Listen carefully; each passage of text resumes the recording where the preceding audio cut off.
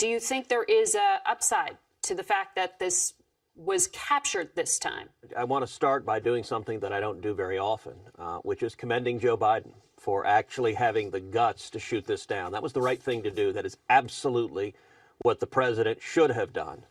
Unfortunately, he didn't do that until a week after it entered U.S. airspace. He allowed a full week for the Chinese to conduct spying operations over the United States, over sensitive military installations, exposing not just photographs, but the potential of intercepted communications.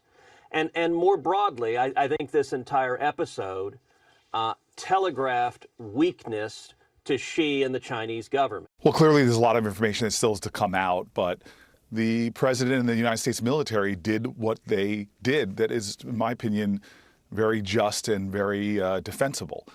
They saw that to blow that thing up or to take that thing down over land would cause challenges. And we know from the debris field over the ocean that it was miles long. I think I heard 7 miles long. And so the president himself said, I ordered it to be taken down. The military made a thoughtful decision, and I trust the United States military. It's problematic when for Democrat or Republican have one standard for one president and another standard for another president. We should remember that this is now known to have happened under the Trump administration multiple times. And so to create another standard for Biden, when Trump, it seems, allowed this to go over the United States, is just a bit hypocritical. Have we seen the Chinese fly these balloons in the past? Yes. I think there's even Twitter pictures of it flying at one point off the coast of the U.S. Down south somewhere.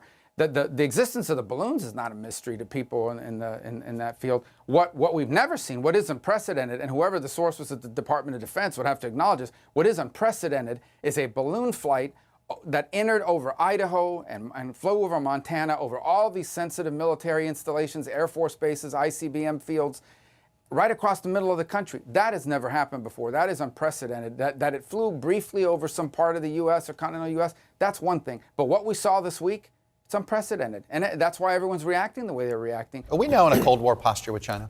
How else would you describe it if we're not?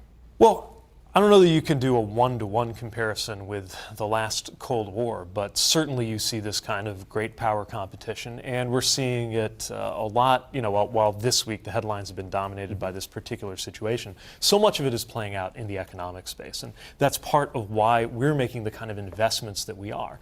Whether we're talking about infrastructure, noting that you can't lead the world, especially in a highly competitive environment, unless you have world-leading infrastructure. It's one of the things that motivated this administration to work, this president to lead in a bipartisan way, to do the biggest investment in infrastructure since the Eisenhower years. Also on the manufacturing side, the CHIPS and Science Act was another example of a bipartisan accomplishment under President Biden that is really going to give the U.S. an edge in this kind of economic competition with China.